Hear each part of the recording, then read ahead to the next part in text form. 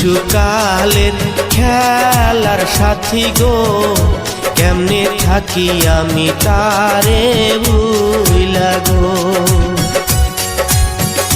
শিশুকালের খেলার সাথী গো, কেমনে থাকি আমি তারে ভুইলা গো। প্রেমের জ্বালা বড় জ্বালা গো, আর সহে না আমার এই পরাণে গো।